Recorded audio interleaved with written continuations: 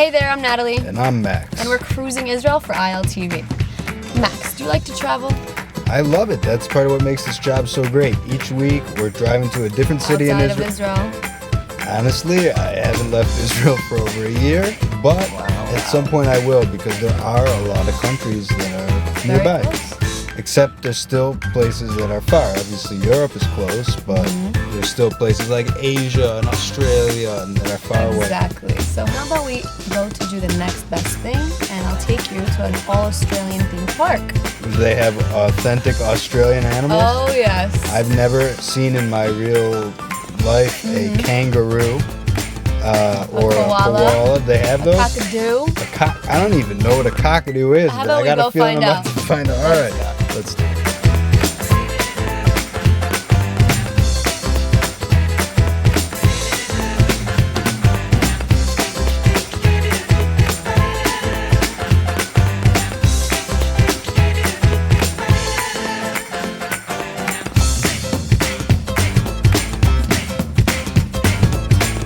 Have you ever dreamt of visiting Australia and exploring the exotic wildlife? Just an hour and a half away from central Israel, Kibbutz Nir David has established a one-of-a-kind attraction.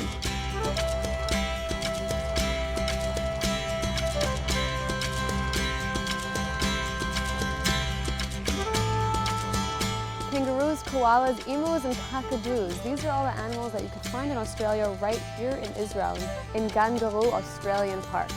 So I have some food in my hand, so we're gonna go feed these little guys. Hello. Wow, I've never been so close to a kangaroo in my life. Hi. Is that tasty? You enjoying it? All right, you have sharp claws, buddy. He doesn't want to let go of my hand. Ouch. So are these kangaroos born in Israel, or? Yeah. Well, Gangaroo's been around for 20 years now. This is our 20th anniversary. So the very first kangaroo that they got here 20 years ago from a zoo in Australia, those guys were Australian.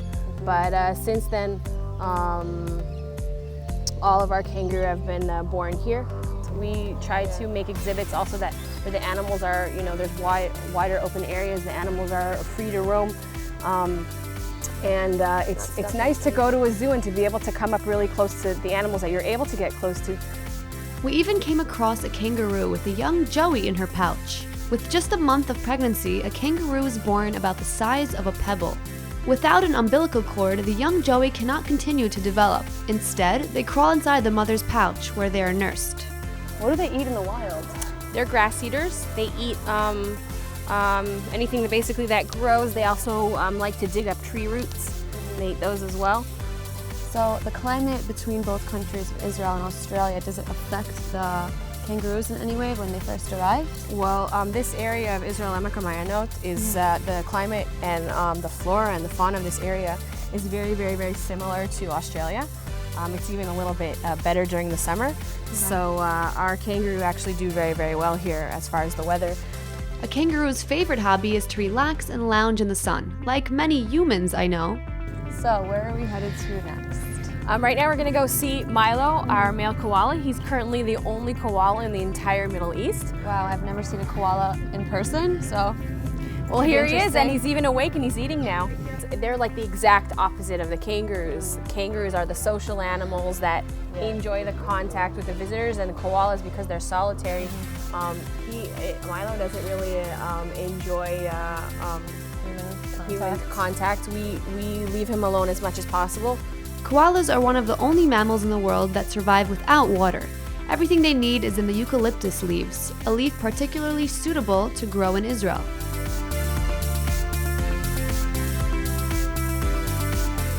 The eucalyptus leaf is pretty much a food and a drink for the koalas. You grow them here. Yeah, we grow in orchards over 3,000 eucalyptus trees for our koalas. And we really do here in this area of Israel, just like we said before about the weather, we have the perfect climate to grow eucalyptus. It's a type of tree that was brought over many years ago to Israel. It's not native to Israel, but there are many eucalyptus trees in Israel. These koalas sleep for 20 hours a day? They do. They sleep in the eucalyptus leaves. There are very few calories. It doesn't give them a lot of energy. Actually, eucalyptus has less calories than lettuce. And so the fact that he sleeps 20 hours a day isn't because he's lazy. It's because they need to conserve the small amount of energy that they get from their food. Gan Guru offers not only the expected Australian animals, but some lesser-known critters as well. How many are in here? There are 4 of these guys, the bearded dragons. They are completely harmless? Yes. Wow, you could feel their These guys? bones and their sharp skin. Yeah, this one's a little bit smoother. But this is like, it's kind of, they actually aren't really spiky. They look more spiky, but it's to scare off predators because it looks like it's not something that you would want to eat. Here you go. So funny to see these animals so close. I noticed that there are so many tourists here today, Canadians, Russians, people from Brazil. Yeah, well now it's winter vacation and it's a popular place to be.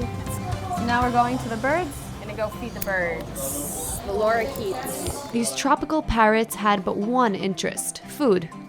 We were able to feed the birds with fruit skewers. Oh my goodness, these birds are fearless. Let's put another one. These are like the pigeons of Australia.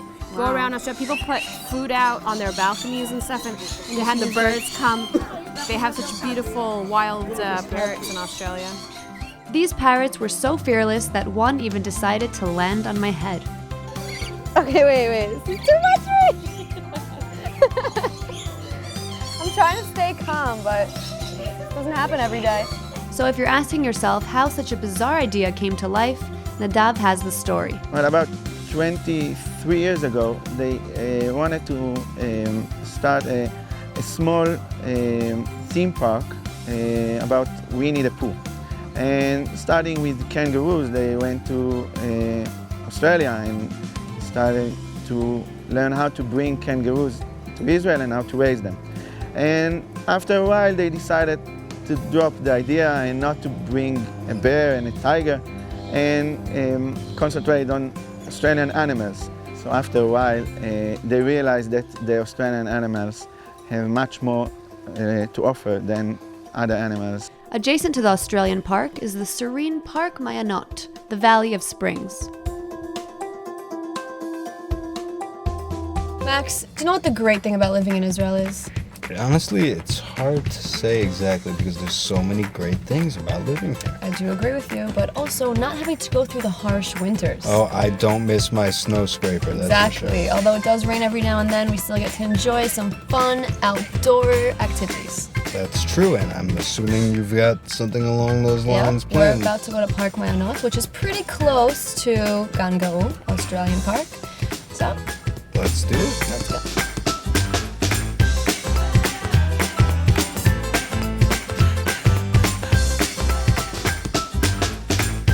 Israel is known for its hot climate and natural springs. Even in the winter months, you can find yourself enjoying the many features the national park has to offer. If you want to visit the spot that mostly resembles the Garden of Eden, Park Mayanot in the Lower Galilee is the place.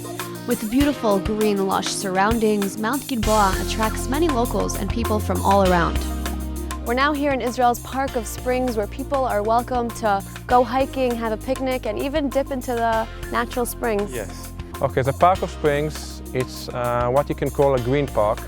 It was established in October 2010. The intent was to keep this area as natural as possible and as clean as possible, and can enjoy the nice water around here, can have a picnic, can go and get a nice dip, and in general, you can have a long time of enjoyment in this area. In general, this water originally were also drinking water. And the reason people knew that they can drink it is because they saw some really small black snails inside the water. In Hebrew, we call them shachrir nechalim. I can show you one of them. It's really small. You can see it right over here. Yeah. These snails wouldn't be able to survive in polluted water. Usually we can only find them in clear water, but of course they can adapt. Any animal can adapt, also humans of course. But When they saw these, they knew that they can drink the water, and of course, drinking and bathing. The natural springs flow around the park and almost feels like a natural jacuzzi. Wow, the water is pretty nice. It's quite warm. Yes, the reason is it because the water are not coming from above, they're coming from within the ground. The origin of the water is from rains that are going down around the Jerusalem area that goes between 600 to 700 meters underground, and a lot of the water are coming out in here in this area. Regardless of the temperature outside, the temperature of the water pretty much stays the same because it comes from underground. Yes, exactly. So for those of you who think winter is not the time for a nice swim in Israel, think again. So we love coming here, and we come here all the time. We have a lot of places like this in this area. We come with the whole family. This is my son, Michael. He came with us too. We took a dip in the water also. Today it's winter. Yesterday it was raining here, and now a sunny day. And we came out and everything is perfect. Regardless of the unpredictable winters in Israel, as long as the sun's out, you can enjoy many outdoor activities. Everybody is welcome to go and travel and go around all the park.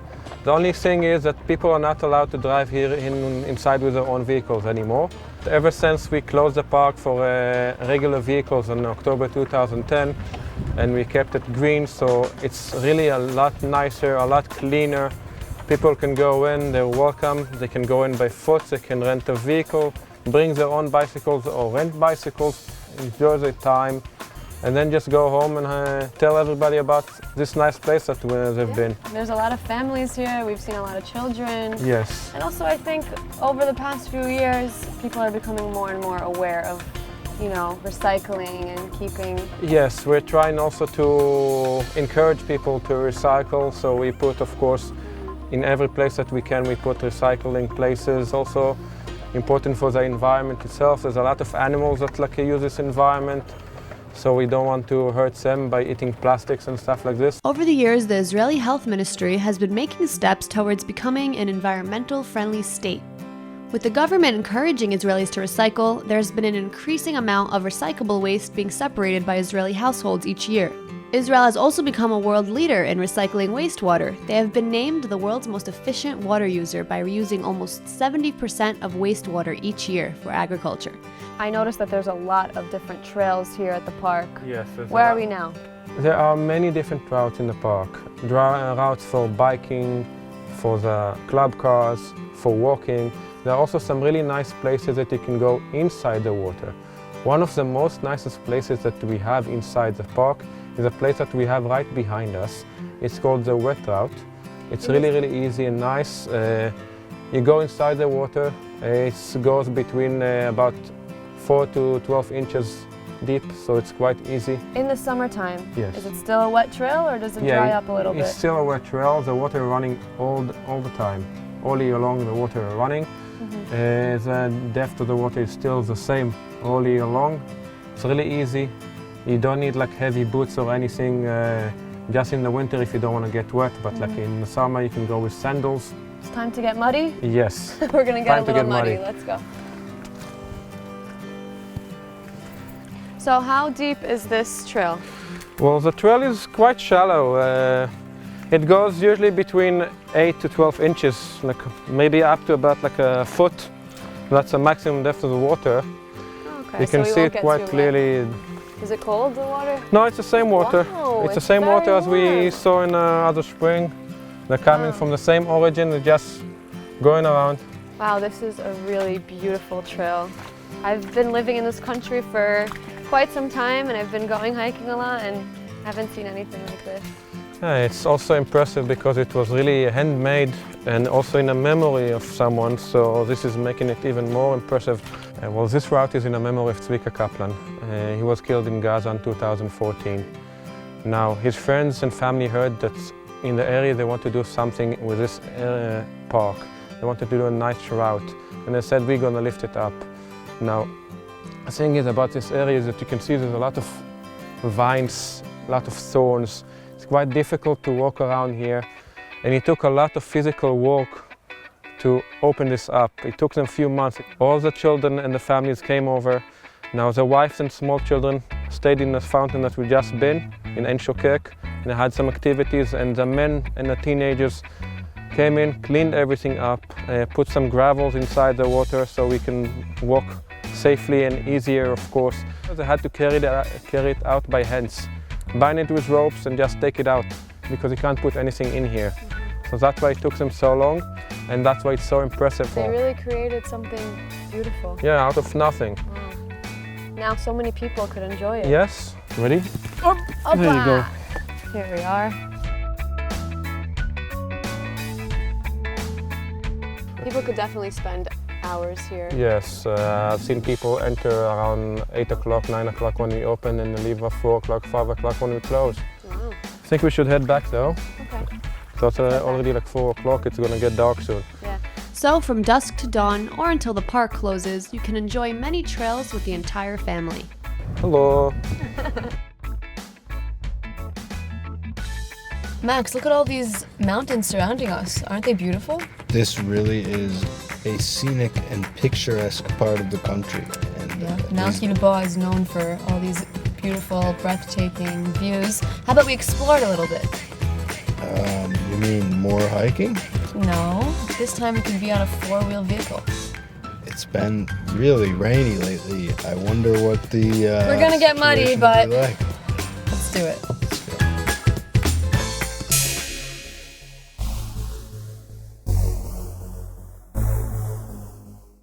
Just a few minute walk from Gangaru Australian Park, we came here to the Lost Valley Razors, where we're gonna ride around in a four-wheel vehicle around Mount Gilboa. So, I don't wanna get muddy today, so I'll put on this jacket. Thank you. Let's get going.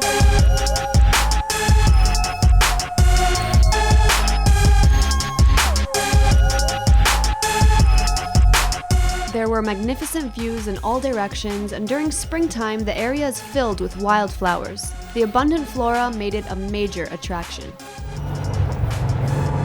Wow, look where we are. The scenic drive then brought us to the water reservoir. After just a 10-minute drive, we arrived here at this gorgeous location with the waterfall behind us. Let's talk about this ATV. It's fairly new, right? Yeah, it's about 2 weeks old, and we started it just now. It's good for families to go for a short trip. We have two trails. One, the shorter one, for about an hour and a half, goes in the mud near this path of the river, the En Harod River, spring. Also, we can climb on the Mount Gilboa. It's a longer trail for about 2.5 hours. This sport is also great for the winter time because you don't get so much dust coming your way, and if you like getting dirty, there's a lot of mud. It's great, and also you can see this spring behind me, this waterfall with this magnificent structure. This archer was built by the Romans, and the British built it later on. And this spring, En Harod spring, is fully on, like plenty of water at this time of year, and it's part of what you can see while you're traveling these vehicles. But if you're looking to be a bit more adventurous, the four-wheel vehicle lets you explore Mount Gilboa and can even make it to the peak of the mountain. The road is magnificent, and you can see all the views from up Wow, there. must be nice. In a clear day, you can see Hermon Mountain, which is very far, and it's great, and also Carmel Mountain, all the valley below us, the Spring Valley, Gangaru up there also, and the kibbutz near David. So it's a great sight, it's a great view. Max and I then drove off in the Razor, and this time he was in the passenger seat for a bumpy ride.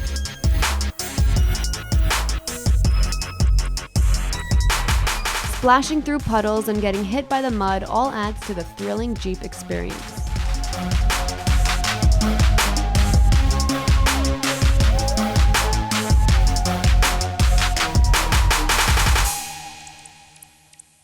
Wow, Natalie, not only is this part of the country really breathtaking, but after all those farms and things we saw while we were out on the ATVs, it's really cool to see how they're making such use of the land here.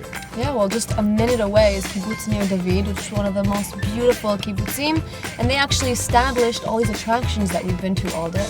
Well, I think we ought to see what's going on over there then. Yeah, let's check it out, learn a little bit about the history. Let's do it. The foot of Mount Gilboa, one of Israel's most tranquil destinations to explore, is one of the oldest kibbutzim. With just 25 settlers arriving in 1936, the very first tower and stockade settlement in Israel was established. Their main income was from its agriculture, including its fish breeding farms. They were the first kibbutz to grow fish in artificial ponds. Well, there's some hungry fish.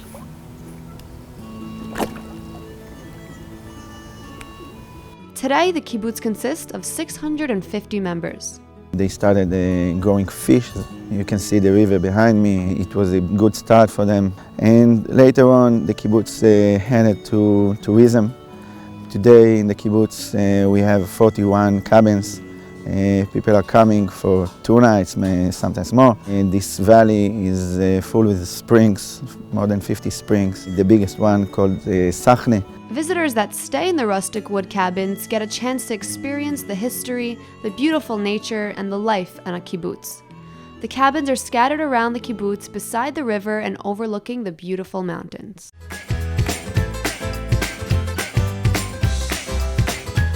Well, that's it for us this week. Thanks so much for tuning in to Cruising Israel, and remember to check us out again next week. See you next week. Bye. Bye-bye.